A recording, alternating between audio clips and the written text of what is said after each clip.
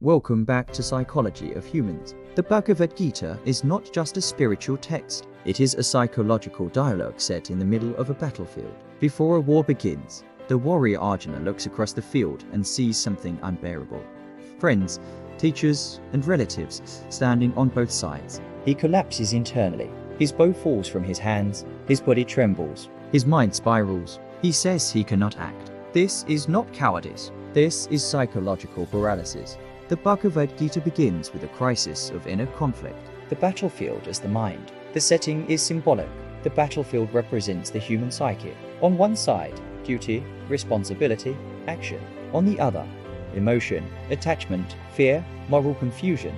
Arjuna's breakdown is something every human recognizes. You know what must be done, but emotion overwhelms clarity. Attachment clouds judgment. Fear freezes action. This is the universal psychological conflict between feeling and responsibility. Krishna as inner clarity. Krishna, Arjuna's charioteer, does not fight the battle for him.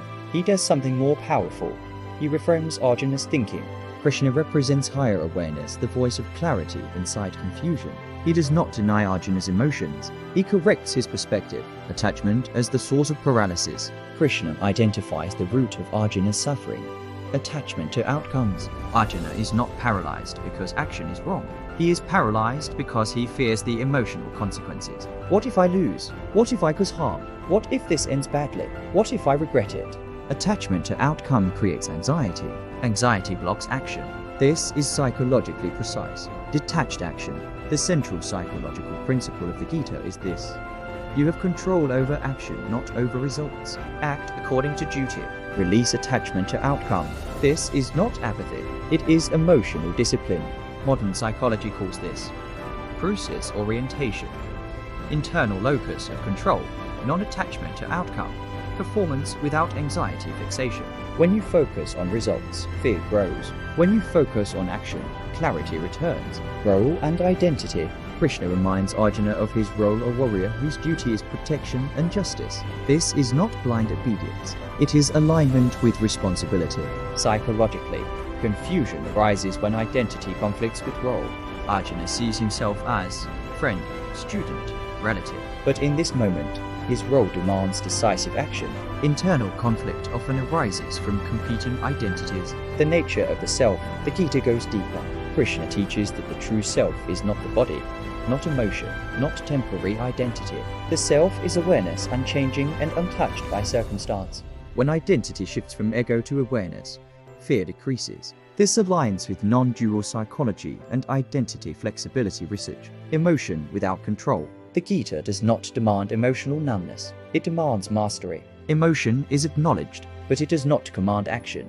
This distinction is critical. Modern emotional regulation research shows that suppressing emotion backfires, but acting impulsively amplifies chaos. The Gita advocates feel fully, act clearly. Equanimity as strength. Krishna teaches equanimity, steadiness in success and failure. This is not indifference. It is balance. If success inflates you and failure destroys you, your stability is external. If both are met with steadiness, your stability is internal. This is resilience. The Gita and performance psychology. The principles of the Gita map directly onto performance science.